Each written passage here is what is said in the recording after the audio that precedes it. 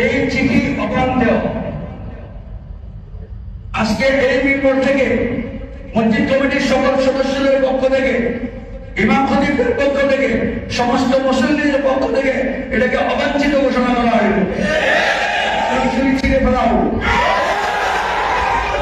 নবীজি সাল্লাল্লাহু আলাইহি ওয়াসাল্লাম বলছেন যে অহংকার আমার চাদর, আল্লাহর বক্তব্য হাদিসে কুদসি। অহংকার আমি আল্লাহর চাদর, বড়ত্ব আমার লুঙ্গি। এ দুটা ধরে টান দিও না, এটা আমার পোশাক। আর জালেমরা অহংকারী হয়।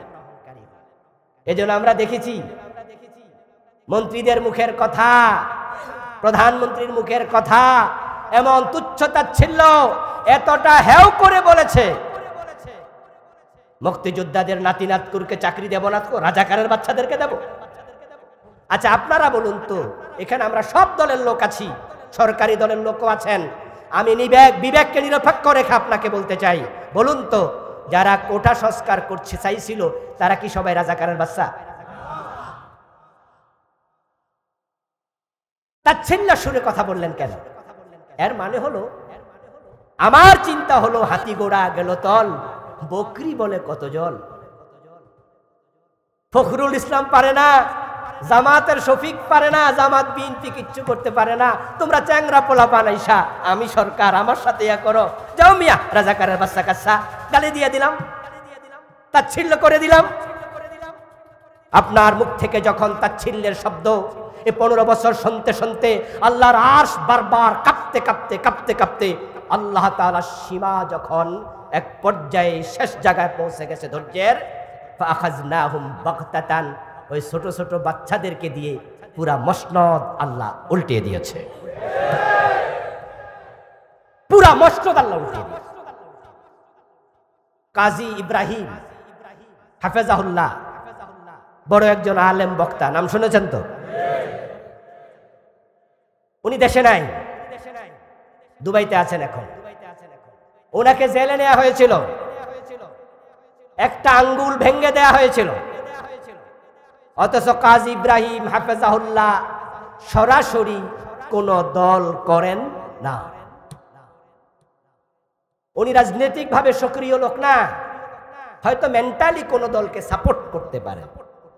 ওস্তাদ আমার খুব কাছের মানুষ, আমাকে উনি খুব ভালোবাসেন, আমি ওনাকে খুব ভালোবাসি। দুবাই থেকেও কয়দিন আগেই ওনার সাথে আমার ভিডিও কলেও কথা হলো। এই কয়দিন আগেই বললাম ওস্তাদ চলে আসেন, তাড়াতাড়ি আসেন, আমরা অপেক্ষা করছি। ওনার আঙ্গুলটা উল্টায় দিছে, মসরায় দিছে, নিয়া জেল খাটাইলো, বের হলো। কয়দিন পরে দেশ থেকে চলে যেতে হলো। আপনারা কি ভাবেন, শকে গেছে না যেতে বাধ্য হয়েছে? বাংলাদেশে কাজী ইব্রাহিমের মতো হাদিস তাৎক্ষণিকভাবে মুখস্থ বলতে পারে এমন দ্বিতীয় জন আছে, এমন লোক আমার জানা নেই। আমি এটা বলছি না যে হাদিসের ক্ষেত্রে উনি 1 নাম্বার ব্যক্তি, ওনার চেয়ে বড় আলেম ওই দেশে আছে, থাকতে পারে। তাৎক্ষণিক মুখস্থ বলা হাদিসের ইবারত এমন দ্বিতীয় জন বাংলাদেশে আছে আমি জানি না, এতটা জাহিল। ওনার মুখের কথা সম্ভবত মাত্র 28 দিনে উনি 30 পারা কোরআন মুখস্থ করেছে। 28 দিনে হাফেজ, শখে চলে যায় নাই, দেশ থেকে যেতে বাধ্য হয়েছে।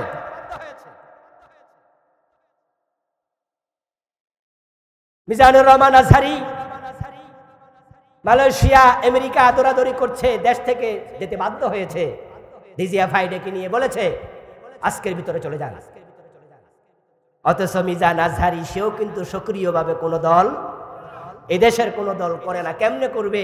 সে তো আলিম পাশ করে চলে গেছে মিশরে, আর লেখাপড়া শেষ হইল মাত্র কয়দিন আগে, পিএইচডি হলো মালয়েশিয়া থেকে। তো সেটা দেশে থাকেই না, দল করবে কেমনে?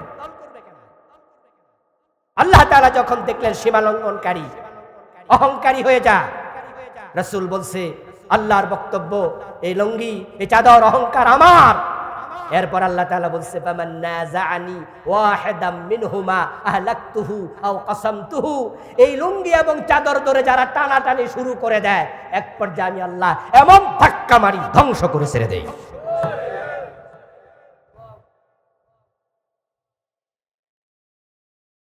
প্রিয় ভাইরা, জালেম হবেন না কখনো। জালেমদের উপর আল্লাহ লানত দুনিয়ায়, যেটা আপনারা দেখে ফেলেছেন 5 তারিখের পরে কি পরিমাণ লানত। যেই দল এই দেশে স্বাধীনতার যুদ্ধে নেতৃত্ব দিয়েছে,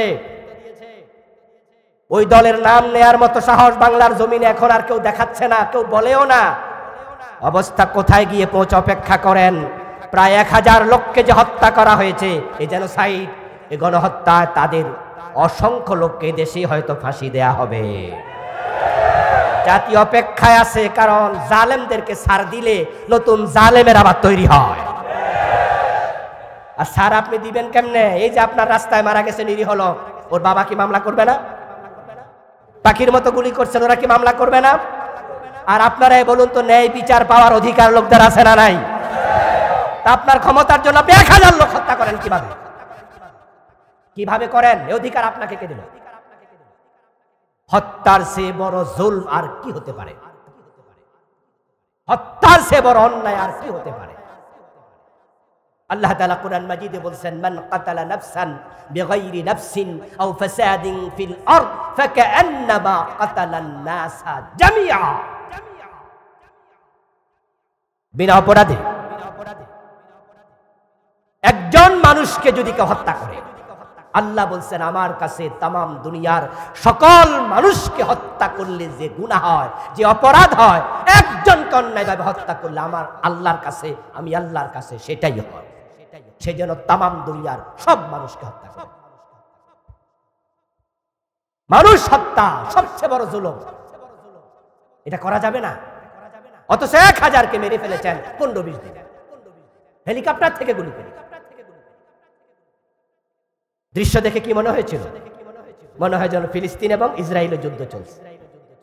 নিজের দেশের লোক, নিজের দেশের লোক, নিজের দেশের প্রেসিডেন্ট, প্রধানমন্ত্রী, নিজের দেশের পুলিশ বাহিনী, নিজের দেশের সেনাবাহিনী, র্যাব, এইভাবে পুলিশ আকাশ থেকে হেলিকপ্টারে চড়ে র্যাব গুলি করবে, এটা কি কল্পনা করা যায়? কল্পনা করা যায়? আপনি যে গুলি করছেন, সেখানে তো এমন লোক মারা যেতে পারে যে লোক এখনো শিশু, ছোট মানুষ, তার আমল নামে একটা অপরাধ নাই। এবারের ঘটনা শিশু মারা গেছে কিনা? ঘরের ব্যালকনি দাঁড়িয়ে আছে, গুলি ওখানে লেগেছে গিয়ে। قال النبي صلى الله عليه وسلم لو ان اهل السماوات والارض اشتركوا في دم مؤمن لاكبهم الله في النار। প্রিয় নবীজি বলছেন, শোনো, আকাশ এবং জমিনে যত বাসিন্দা আছে সবাই মিলে যদি একজন মুমিনকে হত্যা করে, পৃথিবীতে মানুষের সংখ্যা এখন 800 কোটি, কম বেশি। আকাশে ফেরেশতার সংখ্যা, জিনের সংখ্যা আমরা জানি না। প্রিয় নবীজি সবাইকে একসাথ করলেন, লাওয়ান্না আলাস সামাওয়াতি ওয়াল আরদ, আকাশ এবং জমিনে যত বাসিন্দা আছে সবাই মিলে ইশতারাকু ফি দামিন মুমিন, এই মুমিন ওয়াহিদ, একজন মুমিনকে হত্যার কাজে অংশগ্রহণ করে। সবাই হত্যা করতে পারবে না, 800 কোটি মানুষ একজনকে মারতে পারবে না। মারছে 2 জনে, 5 জনে, 10 জনে, 20 জনে, কিন্তু বাকিরা সাপোর্ট করছে। যদি এমন হয়, আল্লাহ এতটা রেগে যান, একসাথে সবাইকে জাহান্নামে ফেলে দেবেন। হত্যা এতটা জঘন্য অপরাধ। আর 1000 লোক, ছোট ছোট বাচ্চা, শিশু, এভাবে গুলি করে মেরে ফেলতে হবে আপনার ক্ষমতার জন্য? আলা লাআনাতুল্লাহি আলা যালিমিন, জালেমদের উপর লানত আল্লাহ এমনি বলেন নাই। ওদেরকে আল্লাহ তাআলা দুনিয়াতে ধ্বংস শুধু করবেন না, বরং কোরআন মাজিদে বলছে, শোনো, আতাদনা লিয-যালিমিনা আযাবান আলীমা, আমি জালেমদের জন্য জাহান্নামের অত্যন্ত মর্মন্তুদ জাহান্নামের আগুন প্রস্তুত করে রেখেছি। কি ভাবছেন আপনি? হ্যাঁ, গত 5 তারিখের আগে কত জালেম, কত জালেমের সহযোগী মরে গেছে। তারা সরকারের পতন দেখে যায়নি, স্বৈরাচারের পতন দেখে যায়নি, অথচ সেও জালেম ছিল, জালেমের সহযোগী ছিল। সে অসুস্থ হয়ে মরে গেছে, হঠাৎ মরে গেছে। আপনি যদি মনে করেন ওরা না শাস্তি পাবে, ওরা না পতন দেখলো, আগেরটা মরে গেল, তার আর কি হলো? আল্লাহ বলে, আতাদনা লিয-যালিমিনা আযাবান আলীমা, দুনিয়ায় যদি শাস্তি নাও পাও, জাহান্নাম আমি রেডি করে রেখেছি, আমার জাহান্নামের পাকড়াও থেকে বাঁচানোর ক্ষমতা কারো নাই। এজন্য আপনারা যারা জালেমের সহযোগী আছেন থেমে যান, তওবা করেন, নাই আল্লাহর আযাব গজব থেকে আপনি বাঁচতে পারবেন না। আমার প্রিয় ভাইরা, মাঝে মাঝে আমরা হতাশ হতাম, আরে আর কি। আল্লাহ তাআলা বলছেন ফালা তাহসাবান্নাল্লাহা ওয়ালা তাহসাবান্নাল্লাহা গাফিলান আম্মা ইয়ামালুজ জালিমুন। জালেমরা যে জুলুম করছে, ও নবী, কে পাথর মারছে আপনাকে? কার পাথরে আপনার দাঁত ভেঙে গেল? কে কোন জায়গায় রাতে বসে গোপন সলা পরামর্শ করলো? কারা আপনার রাস্তায় কাঁটা বিছাইয়া দিল? আপনি ভাববেন না আমি আল্লাহ বুঝি দেখি না, বরং আমি সব দেখি। ওয়াকুল্লা শাইইন আহসাইনাহু ফি ইমামিন মুবিন, কিতাবা আহসাইনাহু কিতাবা। বিভিন্ন স্টাইলে আল্লাহ বললেন আমি সব কিছু কাগজে কলমে খাতায় লিখে রাখি। আল্লাহর চোখ ফাঁকি দেয়া যাবে না। এই জন্য কোন জুলমের সাথে একসাথ হবেন না। قال النبي صلى الله عليه وسلم قال الله تعالى يا عبادي إني حرمت الظلم على نفسي فجعلته محرما فيما بينكم فلا تظالموا। ও আমার বান্দারা, আল্লাহ আপনাদেরকে আমাদেরকে ডাকছে হাদিসে কুদসি, ও আমার বান্দা, ইন্নী হাররামতু যুলমা আলা নাফসি, আমি জুলুম, অত্যাচার, অন্যায় আমি আল্লাহ নিজের জন্য হারাম করেছি। আমি আল্লাহ কারো উপর জুলুম করি না, আমি আমার জন্য এটা হারাম শুধু করি নাই, ফাজআলতুহু বাইনাকুম মুহাররামা, তোমাদের একের প্রতি অন্যেরও জুলুম করাকে হারাম করেছি। জুলুম করবেন না। এতদিন আমরা ছিলাম মাজলুম, কিন্তু 5ই আগস্টের পরে এখন আর আগের সরকার ক্ষমতায় নাই, এখন আপনারা আছেন ক্ষমতায়।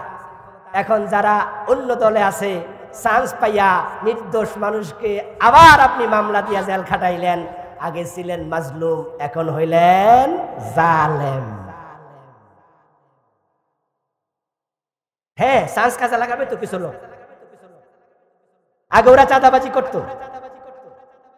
আগে ওরা এলাকা জমি দখল করত, এখন তারা ক্ষমতায় নাই, এখন আপনি চাঁদাবাজি শুরু করছেন, আপনি জমি দখল শুরু করছেন।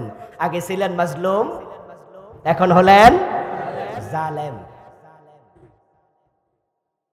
মনে রাখবেন আল্লাহ বউ শাশুড়ি দুজনের জন্যই আছে। বৌমা শাশুড়ির বিরুদ্ধে তো বদদোয়া দেয়, শাশুড়ি যেন তাড়াতাড়ি মরে যায়। আবার শাশুড়ি বদদোয়া দিচ্ছে বৌমারা যেন তার ছেলে তালাক দিয়ে দেয়। দুইজনই দরখাস্ত করে কার কাছে? আল্লাহ দুইজনের দোয়া একসাথে শোনে না, আল্লাহ আগে দেখে কার দোয়া হক কারটা না হক। কারণ বউ শাশুড়ি তারা দুজন, কিন্তু দোয়া যে করছে তিনি কয়জন? এই জন্য উনি দুইজনেরই খোদা। যারা আগে ক্ষমতায় ছিল আল্লাহ তাদের রব, আর আজকে যারা আপনারা ক্ষমতা আসছেন বা আসবেন আল্লাহ আপনাদের রব। তারা জুলুম করেছে, তাদেরকে যদি আল্লাহ ধ্বংস করতে পারে, আপনি জালেম হইলে আপনাকে ধ্বংস করার ক্ষমতা আল্লাহর আছে না নাই? ফালা তাযালামু। এজন্য রাসূল বলছেন হাদিসে কুদসি, আল্লাহ তাআলা বলছে, হ্যাঁ জুলুম করো না, জুলুম করো না। আমরা আলেম ওলামারা আপনাদেরকে নসিহত করছি। কালান নবী সাল্লাল্লাহু আলাইহি ওয়াসাল্লাম উনসুর আখাকা যালিমান আও মাজলুমা, তোমরা তোমাদের ভাইকে সে জালেম হইলেও সাহায্য করো, মাজলুম হইলেও সাহায্য করো। একজন সাহাবী দাঁড়ায় বলেন, ইয়া রাসূলুল্লাহ আনসুরু মাজলুমান ফাকাইফা আনসুরু জালিমা। হুজুর, যে মাজলুম হয় তাকে না হয় সহযোগিতা করব বুঝলাম, কিন্তু জালেমকে সাহায্য করো এটা আবার কি জিনিস? জালেমকে সাহায্য করব বুঝলাম না। ফাকাল আন তামনাহু আনিজ যুলম ফাযাকা নাসরু। প্রিয় নবী বললেন, জালেম যখন জুলুম করে, জুলুম থেকে প্রতিরোধ করো, বিরত রাখো, নসিহত করো, প্রয়োজনে শক্তি প্রয়োগ করো, এটাই তার সাহায্য। সুতরাং পরিবর্তিত বর্তমান নতুন স্বাধীনতার এই সময়ে নতুন করে যদি কেউ জুলুম শুরু করে দেয়, চাঁদাবাজি করে, জবরদখল করে, যেখানে জুলুম হবে সেখানেই আমরা প্রতিরোধ শুরু করব ইনশাআল্লাহ। এক জালেমের হাত থেকে দেশ রক্ষা পেয়ে আরেক জালেমের হাতে যাবে, বাংলার মুসলমান এটা আর হতে দেবে না। যেখানে জুলুম দেখবেন সেখানে দাঁড়িয়ে যাবেন, সেখানে প্রতিরোধ করবেন। আর আপনার প্রতিবেশী, আত্মীয় স্বজন, আপনজন, তাদের কারো সাথে জুলমের আচরণ করবেন না। কোরআনের কথা বলতে পারা এটা আল্লাহ তাআলা রাসূলদের দায়িত্ব। মূলত নবী এবং রাসূলদেরকে আল্লাহ দায়ী বানিয়েছিলেন। আমরা তাদের পথ অনুসরণ করে এখন দাওয়াত দেই। এই কাজে বাধা সৃষ্টি করা এটা মুসলমানের আলামত হতে পারে না। কিন্তু আমাদের এই 12, 14, 15 বছর কম বেশি বাংলাদেশের অধিকাংশ মসজিদে হক কথা বলার কোনো পরিবেশ ছিল না। বরং আলেম ওলামাদের মুখের মাঝে অদৃশ্য তালা আবদ্ধ করে রাখা হয়েছে। এদেশের শতকরা 99 অথবা আরো বেশি মসজিদে সভাপতি, সেক্রেটারির পদগুলো দখল করেছিল এমন কিছু মানুষ যারা নিজেরাই ইসলামের পূর্ণাঙ্গ অনুসরণ করতে রাজি নয়। এজন্য প্রায় মিম্বার থেকেই ইসলামের পূর্ণাঙ্গতার আলোচনা শোনা থেকে এ জাতি বঞ্চিত ছিল। হক কথা বলার কারণে অনেক ইমামের চাকরি চলে গেছে, কত খতিবকে জেল খাটতে হয়েছে। এই সময়টি বাংলাদেশের জন্য একটি নিঃসন্দেহে কালো সময়, দুঃসময়। 92% মুসলমানের দেশ হওয়াতে তারা হয়তো মসজিদে তালা দিতে পারেনি, নামাজ বন্ধ করতে পারেনি, এ দুঃসাহস তারা দেখায়নি। তবে ইসলামের সঠিক প্রচার তারা বন্ধ করে দিয়েছে। এটা নিঃসন্দেহে জুলম। আদম আলাইহিস সালাম জান্নাতে আল্লাহ তাআলার একটি নির্দেশ যখন লঙ্ঘন করলেন, ওনার যখন অনুভূতি আসলো, গায়ের কাপড় খসে পড়ে গেল, তখন তিনি বললেন, রাব্বানা যালামনা আনফুসানা, আমি নফসের উপর জুলম করেছি। অন্যের উপর অত্যাচার করার নামে জুলুম না, আল্লাহর নির্দেশনার বাহিরে চলে যাওয়াই জুলুম। আর এই 15 বছর সময় যারা আল্লাহর নির্দেশনা, আল্লাহর বিধানগুলো প্রচার করতে দেয়নি, নিঃসন্দেহে তারা জালেম ছিল। এটা চরম জুলম ছিল। আমার আজকের আলোচনার প্রতিপাদ্য হবে জুলমের পরিণতি। প্রত্যেকটি ঘটনা মানুষের জন্য শিক্ষা। আকাশ এবং জমিনের মাঝখানে আল্লাহ তাআলা রাতের আবর্তন করেন, দিনের আবর্তন করেন, কালের পরিক্রমা ঘটান। প্রত্যেকটার মাঝে আয়াতুন লিল মুমিনিন, আয়াতুন লিল মুকিনিন। যারা মুমিন, যারা মুকিন, তাদের জন্য নিদর্শন থাকে।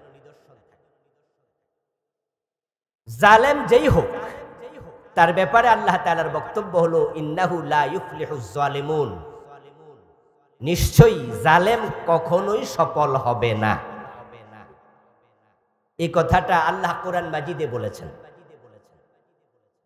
যদি আপনি জালেম হন, এই মেসেজ আপনার জন্য। আল্লাহ তাআলা জালেমদের পক্ষে থাকেন না, তিনি জালেমদেরকে ভালোবাসেন না। দুনিয়াতে তাদেরকে মাঝে মাঝে সময় দেন। কালান নবী সাল্লাল্লাহু আলাইহি ওয়াসাল্লাম ইন্নাল্লাহা লা ইউমলি লিয-যালিম, আল্লাহ জালেমদেরকে সুযোগ দেন, সময় দেন, তারা যেন তাওবা করে, তারা যেন ফিরে আসে, তারা অনুশোচনা করে, তারা যেন সংশোধিত হয়। কিন্তু সময় দেওয়ার পরেও যখন তারা সংশোধিত হয় না, হাত্তা ইযা আখাযাহু লাম ইউফলিতহু, প্রিয় নবীজি বলছেন এক পর্যায়ে আল্লাহ যখন তাকে ধরেন তখন তাকে আর তিনি নিষ্কৃতি দেন না, এমন ভাবে ধরেন পালানোর জায়গাও খুঁজে আর পায় না। এই হাদিসটা কিন্তু গত মাস বা গত বছরে আমরা পাইনি, 1400 বছর আগে রাসূলুল্লাহ বলেছেন জালেমকে আল্লাহ সময় দেন, কিন্তু সে যদি সংশোধন না হয়, হাত্তা ইযা আখাযাহু, এক পর্যায়ে তিনি তাকে ধরেন, লাম ইউফলিতহু, তাকে আর নিষ্কৃতির কোন রাস্তা, কোন পথ, কোন ছিদ্র তিনি আর দেন না, তাকে তিনি নিশ্চিহ্ন করেন, অপদস্থ করেন, ধ্বংস করে দেন। এই আলোচনাগুলো আমাদের সবার জীবনের জন্যই শিক্ষা। আমরাও মাঝে মাঝে জালেম হয়ে উঠি। ক্ষমতা পাওয়ার পরে ক্ষমতার অপব্যবহার করে, শুধু রাজনৈতিক নয় ব্যক্তিগত স্বার্থেও করে। পয়সাওয়ালা হওয়ার পরে বাড়ির পাশের প্রতিবেশী গরিব তাকে জুলম করে, নিজের প্রভাব বলয় বিস্তীর্ণ করার জন্য, নিজের জায়গা জমিন বাড়ানোর জন্য এমন অত্যাচার করে বেটা যেন আমার কাছে জমিটা বেচে যেতে বাধ্য হয়। এটাও জুলুম। যদি আল্লাহ তাআলা আপনাকেও সময় দেন আর আপনি সংশোধন না হন, তাহলে এই হাদিস আপনার জন্য প্রযোজ্য। একদিন আসবে তিনি আপনাকে ধরবেন, আপনিও পলানোর জায়গা খুঁজে পাবেন না। ইসলাম হচ্ছে একটি চিরসতেজ, চিরযৌবনা ধর্ম। কোরআনের বিধানগুলো কখনো পুরান হবে না, এমন ভাবে মানুষের জীবনের সাথে মিলে যাবে, মনে হবে যেন এই আয়াত বুঝি গতকাল এই উপলক্ষে নাজিল হলো। জুলুম প্রসঙ্গে আমি আপনাদেরকে এখন একটি আয়াত শোনাবো, যেটা শোনার পরে আপনাদের মনে হবে এটা আগস্টের 4 তারিখে নাজিল হয়েছিল। আমি এই আয়াত আগস্টের 5 তারিখ থেকে কতবার পড়ছি তা হিসাব করিনি। এই আয়াত পরে আমি নতুন ভাবে আবার কালেমাও পড়েছি। আল্লাহ, ইমান তো ছোটকালেই পেয়েছি, মক্তবে হুজুররা কালেমা পড়াইয়া মোমেন বানাইছে, পরবর্তী জীবনে এই কালেমা কত লক্ষবার পড়েছি, কিন্তু এই আয়াত পড়ে মনে হলো তুমি আল্লাহ যা বলো তার মাঝে সন্দেহ যে নাই, এটা নতুন করে আবার শিখলাম। ফালাম্মা নাসু মা যুকিরু বিহ,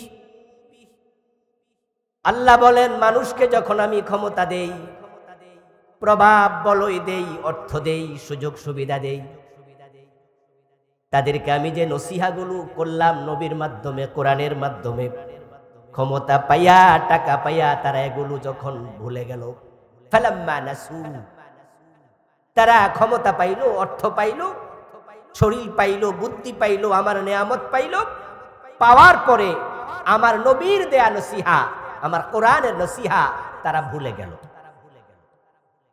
ফাতাহনা আলাইহিম আবওয়াবা কুল্লি শাই,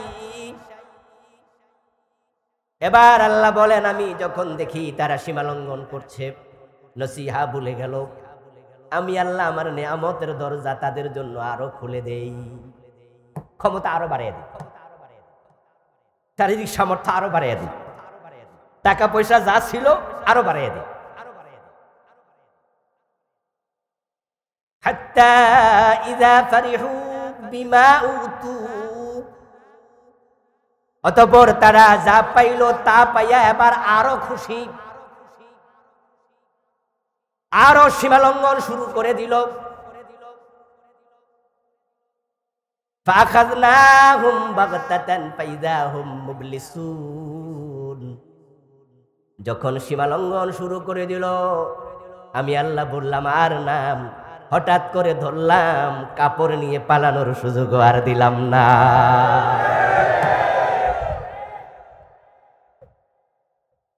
নিজের লাগেজ নেবে, কাপড় চোপড় নেবে, নিজের প্রয়োজনীয় সামগ্রী নেবে, এই সুযোগ আমি আল্লাহ দিলাম না। 5 তারিখের ঘটনার সাথে এই আয়াতটা কিভাবে মিলে গেল? এই আয়াত আপনি ফেরাউনের সাথে মিলান, 100% মিলে যায়।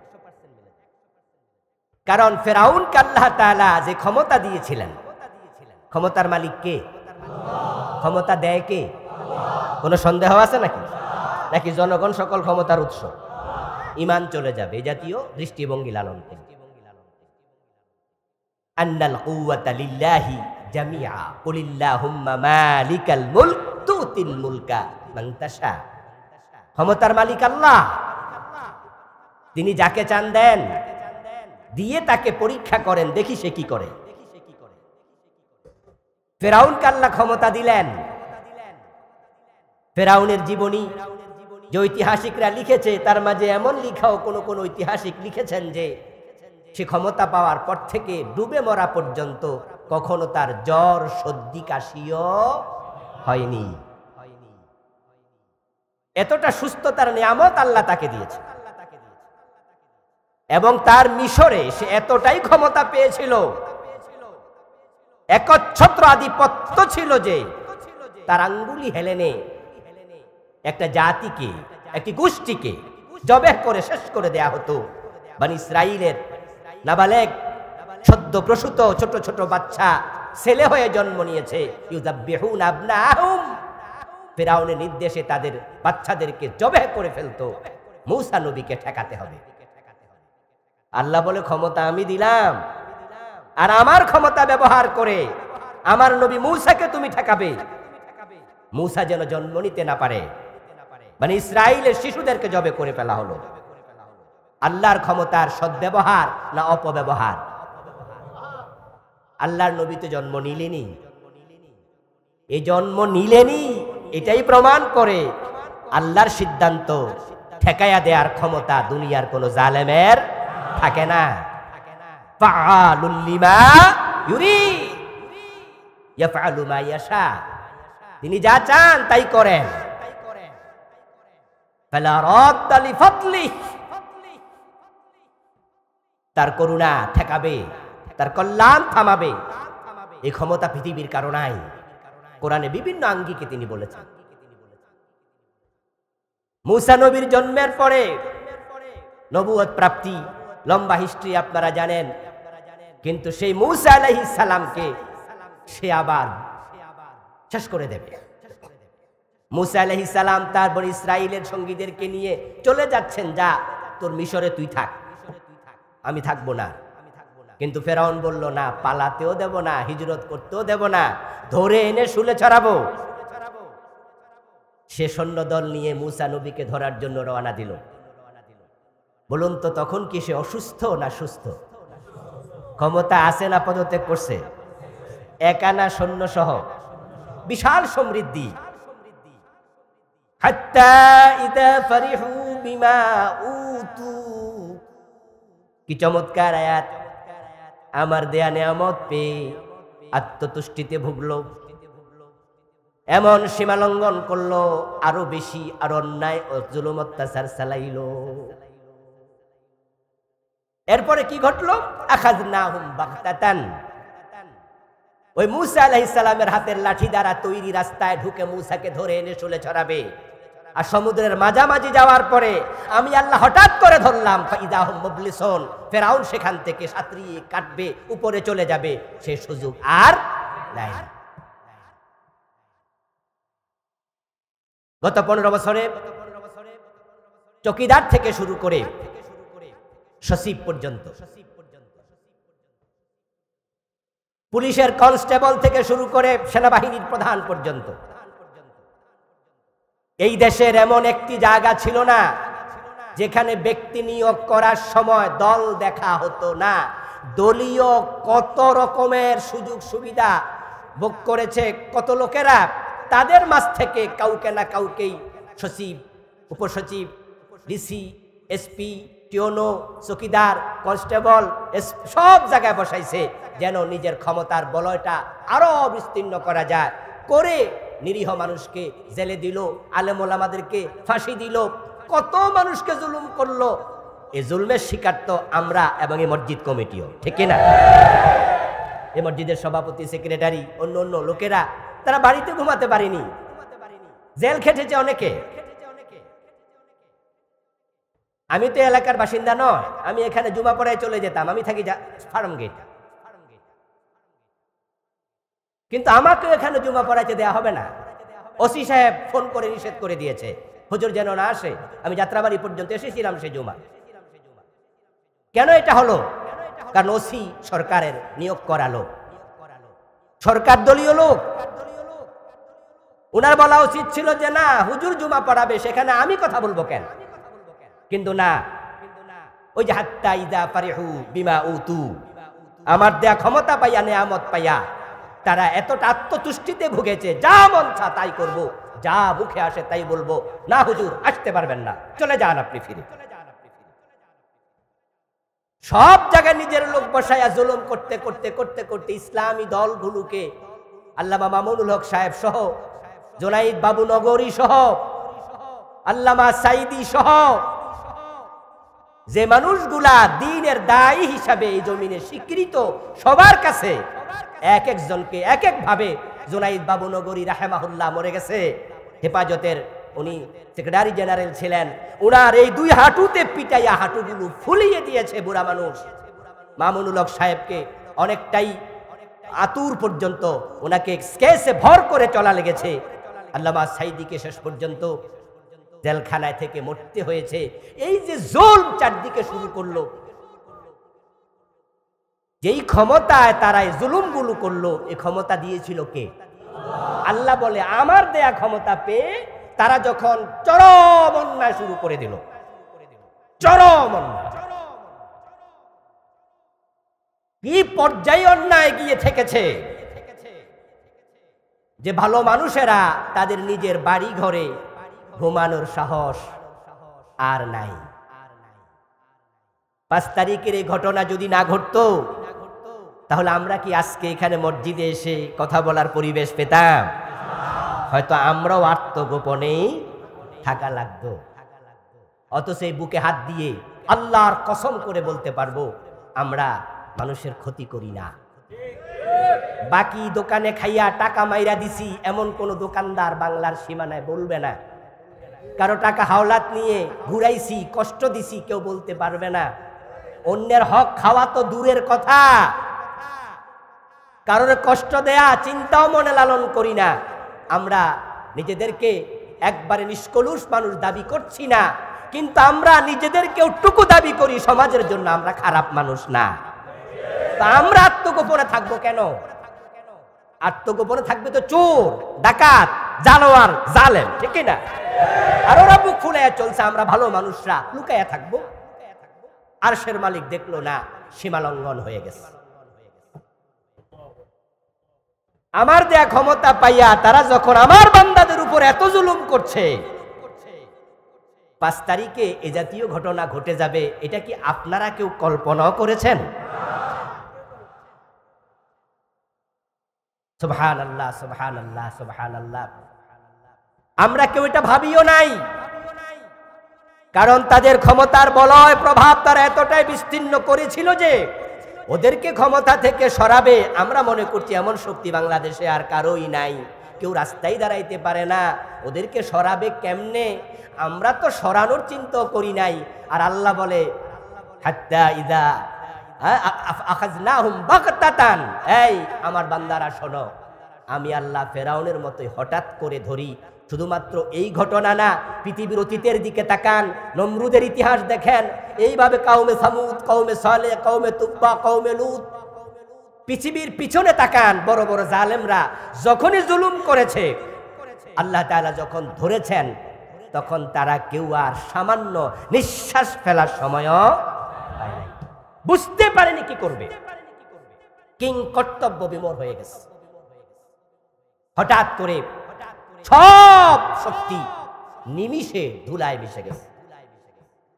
এবার আপনাদের কাছে একটু আমি জানবো, যারা বিশ্বাস করেন অন্তর থেকে একটু আওয়াজ দিয়ে বলুন তো, বাংলাদেশের এই পট পরিবর্তন ছাত্ররা ঘটাইছে, জনতা ঘটাইছে, না আল্লাহ ঘটাইছে? নিঃসন্দেহে আখাযনাহুম বাগতাতান, আল্লাহ বলে হঠাৎ করে আমি ধরেছি। ফেরাউনকে পানি ডুবাইছিল নাকি আল্লাহ ডুবাইছিল? ইয়েস, পানি আল্লাহর সৈন্য। যদি পানি ফেরাউনকে ডুবাতো তাহলে পানি ফেরাউনকে পচাতেও পারত, কিন্তু ৩১০০ বছর ওই পানির মাঝে ফেরাউনের লাশ ভেসেছিল, পানি তার লাশ পচাতে গলাতে। আলিয়াউমা নুনাজ্জিকা বিবাদানিক লিতাকুনা লিমান খালফাকা আয়া। ফেরাউনকে আল্লাহ তাআলা পানির মাঝে ডুবাইয়া বললেন, তোরে ডুবালাম, তোকে সুবাইয়া মারলাম, কিন্তু তোর লাশটাকে, দেহটাকে আমি নাজাত দিলাম, পচতে দেব না, গলতে দেব না। সমুদ্রের হাঙ্গর তিমি তোকে গিলে খাবে না, তোর দেহটাকে আমি রেখে দিলাম। লিতাকুনা লিমান খালফাকা আয়া, পরবর্তী প্রজন্ম তোর দেহ দেখে তারা নিদর্শন গ্রহণ করবে, আমি আল্লাহর ক্ষমতার উপরে তারা নতুন করে ঈমান আনবে। পানি যদি ফেরাউনকে ডুবাতো, পানি তার লাশ পচাইতে পারে। এজন্য আল্লাহ কোরআন মাজিদে বারবার বলছেন আগরাকনাহু, আগরাকনা, আমি ডুবাইছি। পানিকে বলে না পানি ডুবাইছি। হাত্তা ইযা আদরাকাহুল গারাক, পানি তাকে পেয়েছে কিন্তু ডুবাইছি আমি আল্লাহ। বাংলাদেশে এই ৫ তারিখের বিপ্লব, এই দেশে আলেম ওলামা ইসলামপন্থী প্রতিটি মানুষের কলবের মাঝে স্বস্তি এনে দিয়েছে, প্রশান্তি এনে দিয়েছে। এক যুগের বেশি আমরা ঘর থেকে যখনই বের হতাম আমাদের মনে একটা টেনশন থাকতো, কখন জানি অ্যারেস্ট হই। কিন্তু আলহামদুলিল্লাহ বলুন তো, আমাদের অন্তরে কি এখন অ্যারেস্ট হওয়ার কোনো টেনশন আছে? কি প্রশান্তি, কি স্বস্তি, সুবহানাল্লাহ। বাংলায় একটি প্রবাদ ছিল, চোরের মনে, কিন্তু গত ১৫ বছরে কি এই প্রবাদটা চোরের মনে পুলিশ পুলিশ না আলেম ওলামার মনে পুলিশ পুলিশ? কি আশ্চর্য, প্রবাদ পর্যন্ত পরিপূর্ণ চেঞ্জ। চোরের মনে পুলিশ ছিল না, বরং আলেম ওলামা নামাজি ভালো মানুষ। বিগত ১৫ বছরে আমি অ্যারেস্ট হয়েছিলাম ৩ বার। এই ৩ বার অ্যারেস্ট আমাকে করেছে, কিন্তু একবারও জেলে দেয়নি। ১ ঘন্টা ২ ঘন্টা, একবার তো ৫-৬ ঘন্টা পর্যন্ত আটকায় রেখে পরে ছেড়ে দিয়েছে। এই যে আমি অ্যারেস্ট হলাম ৩ বার, চোর ডাকাত হিসাবে অ্যারেস্ট হয়েছিলাম না। অ্যারেস্ট করেই বলে আপনি কি অমুক দল করেন, আপনি কি হেফাজতের লোক।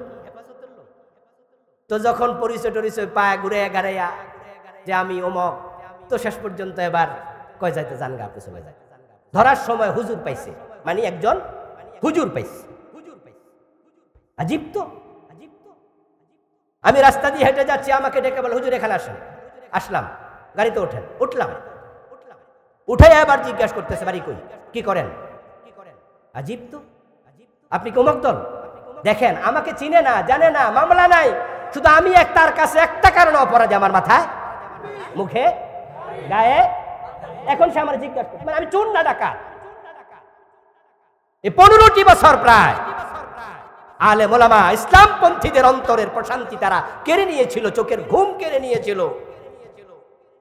আমাকে জেলে দেয়নি, কিন্তু জেলে দিয়েছে এমন আলেমের সংখ্যা শত শত না হাজার হাজার হাজার হাজার। বাড়িতে আমি কতদিন বলেছি হিসাব রাখিনি, ১০-২০ বার তো হবেই। ঘরে বলছি, যে কোনো দিন হঠাৎ অ্যারেস্ট হয়েছি খবর পেতেই পারো, কিন্তু বিচলিত হবে না। বরং যদি শোনো কোনোদিন আমি অ্যারেস্ট হয়েছি, আলহামদুলিল্লাহ বলবে। কেন বলবে? কারণ বুঝালাম, ওদেরকে ব্যাখ্যা করলাম, পরিবারের লোকদেরকে, এই জন্যই আলহামদুলিল্লাহ বলবে যে অ্যারেস্ট হওয়ার কথা আরো আগেই ছিল।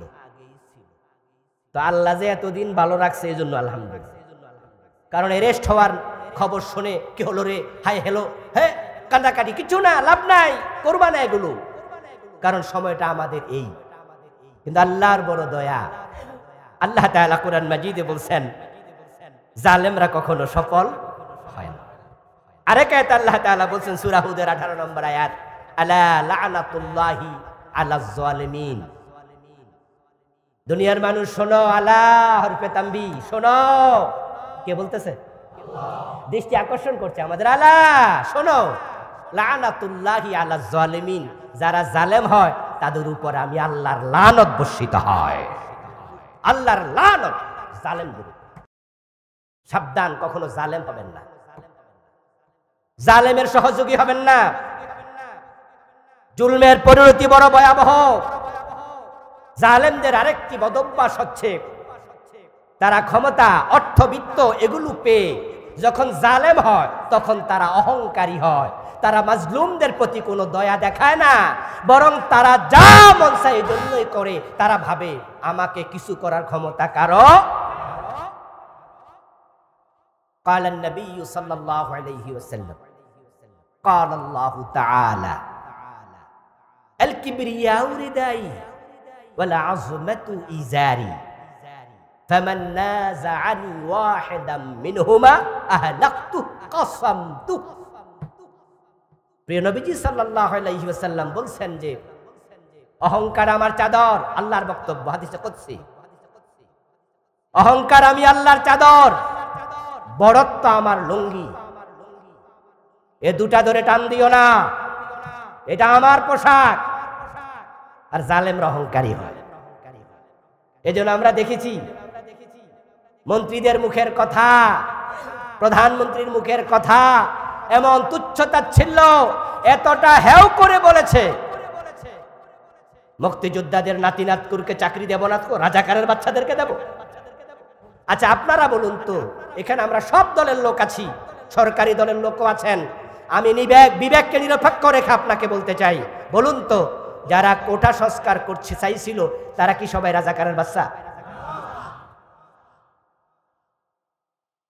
তাচ্ছিল্য সুরে কথা বললেন কেন? এর মানে হলো, আমার চিন্তা হলো হাতি ঘোড়া গেল তল, বকরি বলে কত জল। ফখরুল ইসলাম পারে না, জামাতের শফিক পারে না, জামাত বিএনপি কিচ্ছু করতে পারে না। তোমরা চ্যাংরা পোলা বানাইসা, আমি সরকার, আমার সাথে ইয়া করো, যাও মিয়া রাজাকারের বাচ্চা কাচ্চা। গালি দিয়ে দিলাম, তাচ্ছিল্য করে দিলাম। আপনার মুখ থেকে যখন তাচ্ছিল্যের শব্দ এই 15 বছর শুনতে শুনতে আল্লাহর আরশ বারবার কাঁপতে কাঁপতে কাঁপতে কাঁপতে আল্লাহ তাআলার সীমা যখন এক পর্যায়ে শেষ জায়গায় পৌঁছে গেছে ধৈর্যের, ফাআখাযনাহুম বাগতাতান, ওই ছোট ছোট বাচ্চাদেরকে দিয়ে পুরা মসনদ আল্লাহ উল্টে দিয়েছে। পুরা মসনদ আল্লাহ উল্টে দিয়েছে।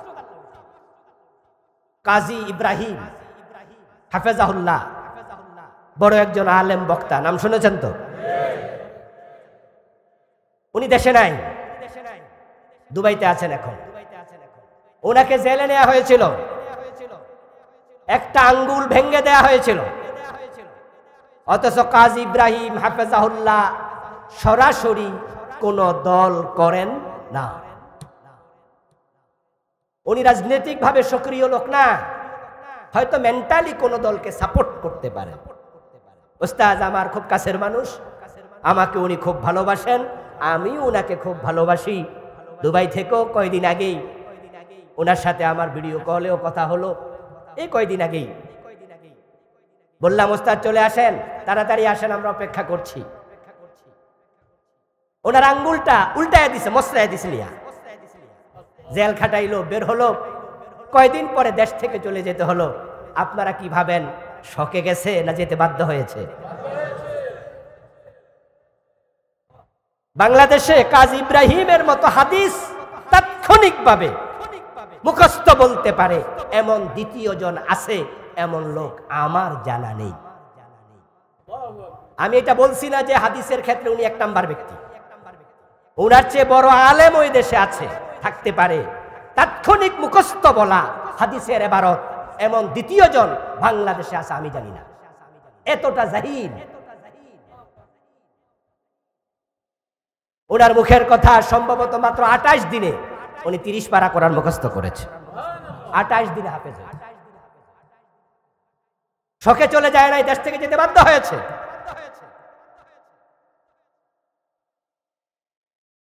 মিজানুর রহমান আজহারি মালয়েশিয়া আমেরিকা দৌড়াদৌড়ি করছে, দেশ থেকে যেতে বাধ্য হয়েছে। ডিজিএফআই ডেকে নিয়ে বলেছে আজকের ভিতরে চলে যান। অথচ মিজান আজহারি সেও কিন্তু সক্রিয়ভাবে কোনো দল, এদেশের কোনো দল করে না। কেমনে করবে? সে তো আলিম পাশ করে চলে গেছে মিশরে, আর লেখাপড়া শেষ হইলো মাত্র কয়দিন আগে, পিএইচডি হলো মালয়েশিয়া থেকে। তো সেটা দেশে থাকেই না, দল করবে কেমনে? আল্লাহ তাআলা যখন দেখলেন সীমালঙ্ঘনকারী, অহংকারী হয়ে যা, রাসূল বলছে আল্লাহর বক্তব্য, এই লঙ্গি, এই চাদর অহংকার আমার। এরপর আল্লাহ তাআলা বলছে ফামান নাযাআনি ওয়াহিদাম মিনহুমা আহলাকতুহু আও কাসামতুহু। এই লুঙ্গি এবং চাদর ধরে যারা টানাটানি শুরু করে দেয়, এক পর্যায়ে আমি আল্লাহ এমন ধাক্কা মারি ধ্বংস করে ছেড়ে দেই।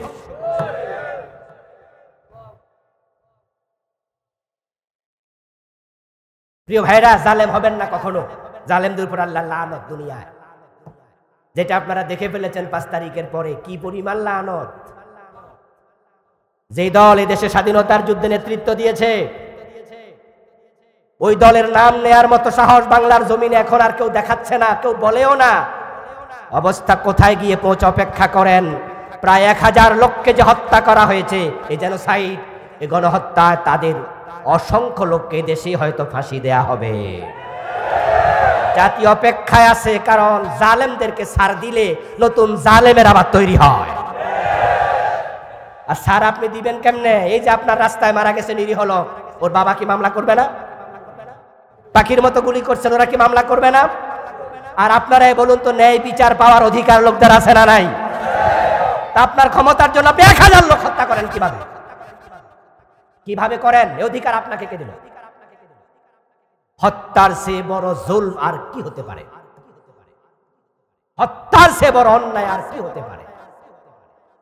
আল্লাহ তাআলা কুরআন মাজিদে বলছেন মান কাতালা নাফসান বিগাইরি নাফসিন আও ফাসাদিন ফিল আরদ ফাকান্নামা কাতালান নাসা জামিআ।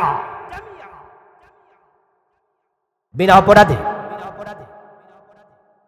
একজন মানুষকে যদি কেউ হত্যা করে, আল্লাহ বলছেন আমার কাছে তামাম দুনিয়ার সকল মানুষকে হত্যা করলে যে গুনাহ হয়, যে অপরাধ হয়, একজনকে অন্যায়ভাবে হত্যা করলে আমার আল্লাহর কাছে, আমি আল্লাহর কাছে সেটাই হয়।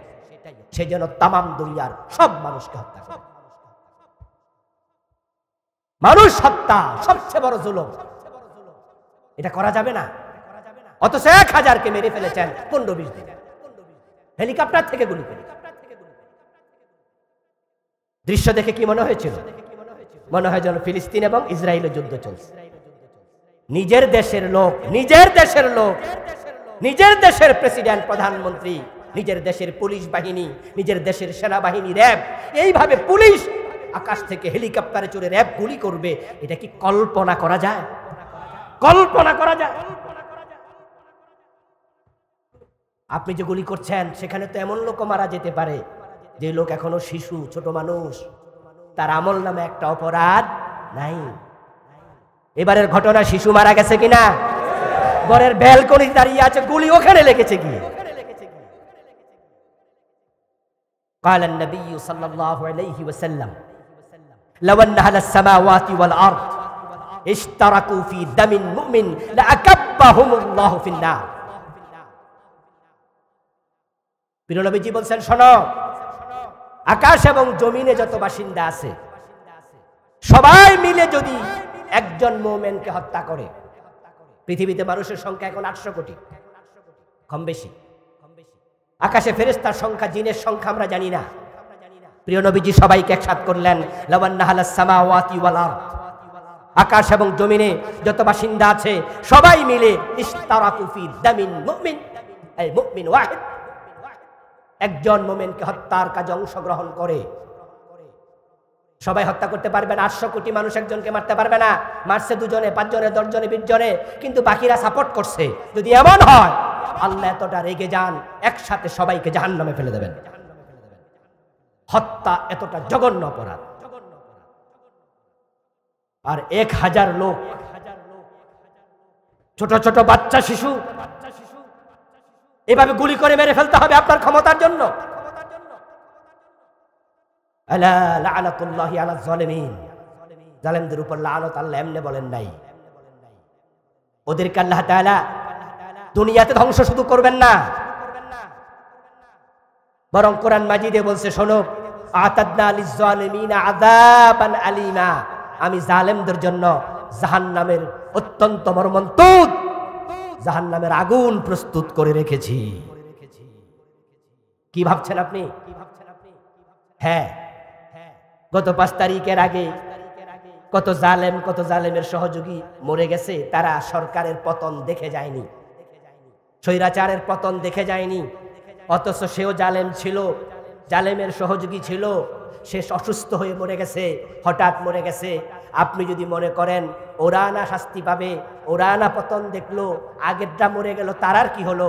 আল্লাহ বলে আতাদনা লিজ-জালিমিনা আযাবান আলীমা, দুনিয়ায় যদি শাস্তি নাও পাও, জাহান্নাম আমি রেডি করে রেখেছি, আমার জাহান্নামের পাকড়াও থেকে বাঁচানোর ক্ষমতা কারো নাই।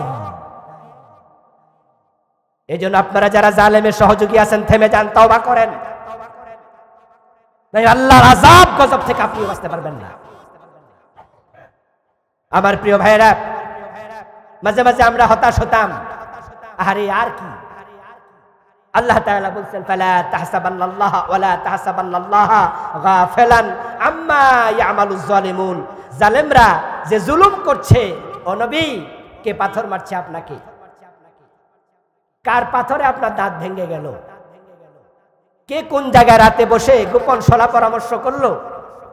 কারা আপনার রাস্তায় কাঁটা বিছাইয়া দিল? আপনি ভাববেন না আমি আল্লাহ বুঝি দেখি না, বরং আমি সব দেখি। ওয়া কুল্লা শাইইন আহসাইনাহু ফি ইমামিন মুবিন, কিতাবা আহসাইনাহু কিতাবা, বিভিন্ন স্টাইলে আল্লাহ বললেন আমি সব কিছু কাগজে কলমে খাতায় লিখে রাখি। আল্লাহর চোখ ফাঁকি দেয়া যাবে না, এই জন্য কোন জুলমের সাথে একসাথ হবেন না। قال النبي صلى الله عليه وسلم قال الله تعالى يا عبادي إني حرمت الظلم على نفسي فجعلته محرما فيما بينكم فلا تظالموا।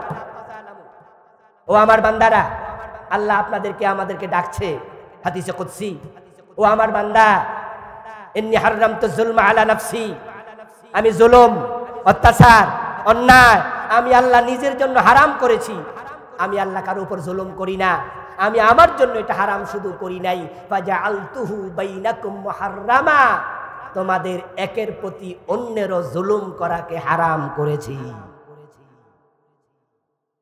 জুলুম করবেন না। এতদিন আমরা ছিলাম মাজলুম, কিন্তু 5ই আগস্টের পরে এখন আর আগের সরকার ক্ষমতায় নাই, এখন আপনারা আছেন ক্ষমতায়। এখন যারা অন্য দলে আছে, চান্স পাইয়া নির্দোষ মানুষকে আবার আপনি মামলা দিয়া জেল খাটাইলেন। আগে ছিলেন মাজলুম, এখন হইলেন জালেম। হ্যাঁ, চান্স কাজে লাগাবে তো কিছু লোক। আগে ওরা চাঁদাবাজি করত, আগে ওরা এলাকা জমি দখল করত, এখন তারা ক্ষমতায় নাই, এখন আপনি চাঁদাবাজি শুরু করছেন, আপনি জমি দখল শুরু করছেন। আগে ছিলেন মাজলুম, এখন হলেন জালেম। মনে রাখবেন, আল্লাহ বউ শাশুড়ি দুজনের জন্যই আছে। বৌমা শাশুড়ির বিরুদ্ধে তো বদদোয়া দেয়, শাশুড়ি যেন তাড়াতাড়ি মরে যায়। আবার শাশুড়ি বদদোয়া দিচ্ছে বৌমারা যেন তার ছেলে তালাক দিয়ে দেয়। দুইজনই দরখাস্ত করে কার কাছে? আল্লাহ দুইজনের দোয়া একসাথে শোনে না, আল্লাহ আগে দেখে কার দোয়া হক কারটা না হক। কারণ বউ শাশুড়ি তারা দুজন, কিন্তু দোয়া যে করছে তিনি কয়জন? এই জন্য উনি দুইজনেরই খোদা। যারা আগে ক্ষমতায় ছিল আল্লাহ তাদের রব, আর আজকে যারা আপনারা ক্ষমতা আসছেন বা আসবেন আল্লাহ আপনাদের রব। তারা জুলুম করেছে, তাদেরকে যদি আল্লাহ ধ্বংস করতে পারে, আপনি জালেম হইলে আপনাকে ধ্বংস করার ক্ষমতা আল্লাহর আছে না নাই? ফালা তাযালামু। এজন্য রাসূল বলছেন হাদিসে কুদসি, আল্লাহ তাআলা বলছে, হ্যাঁ জুলুম করো না, জুলুম করো না। আমরা আলেম ওলামারা আপনাদেরকে নসিহত করছি। কালান নবী সাল্লাল্লাহু আলাইহি ওয়াসাল্লাম, উনসুর আখাকা যালিমান আও মাজলুমা। তোমরা তোমাদের ভাইকে, সে জালেম হইলেও সাহায্য করো, মাজলুম হইলেও সাহায্য করো। একজন সাহাবী দাঁড়ায় বলেন, ইয়া রাসূলুল্লাহ, আনসুরু মাজলুমান ফাকাইফা আনসুরু জালিমা। হুজুর, যে মাজলুম হয় তাকে না হয় সহযোগিতা করব বুঝলাম, কিন্তু জালেমকে সাহায্য করো এটা আবার কি জিনিস? জালেমকে সাহায্য করব বুঝলাম না। ফাকাল আন তামনাহু আনিজ যুলম ফাযাকা নাসরুহ। প্রিয় নবী বললেন, জালেম যখন জুলুম করে, জুলুম থেকে প্রতিরোধ করো, বিরত রাখো, নসিহা করো, প্রয়োজনে শক্তি প্রয়োগ করো, এটাই তার সাহায্য। সুতরাং পরিবর্তিত বর্তমান নতুন স্বাধীনতার এই সময়ে নতুন করে যদি কেউ জুলুম শুরু করে দেয়, চাঁদাবাজি করে, জবরদখল করে, যেখানে জুলুম হবে সেখানেই আমরা প্রতিরোধ শুরু করব ইনশাআল্লাহ। এক জালেমের হাত থেকে দেশ রক্ষা পেয়ে আরেক জালেমের হাতে যাবে, বাংলার মুসলমান এটা আর হতে দেবে না। যেখানে জুলুম দেখবেন সেখানে দাঁড়িয়ে যাবেন, সেখানে প্রতিরোধ করবেন। আর আপনার প্রতিবেশী, আত্মীয় স্বজন, আপনজন, তাদের কারো সাথে জুলমের আচরণ করবেন না, পরের হক নষ্ট করবেন না। যদি আপনি অন্যের হক নষ্ট করেন, সাবধান হন, আপনার নামাজ, রোজা, হজ, যাকাত যা করছেন হতে পারে অন্যের হকের কারণে আখিরাতে আল্লাহর সামনে তাদেরকে সব সওয়াব দিয়ে দিতে হবে। সুফিয়ান আস-সাউরি রাহিমাহুল্লাহ বলেছেন, আল্লাহ কাইতা বিসাবঈনা দানবিন ফীমা বাইনাকা ওয়া বাইনাল্লাহ আহওয়ানু আলাইকা মিন যানবিন ওয়াহিদিন ফীমা বাইনাকা ওয়া বাইনাল ইবাদ।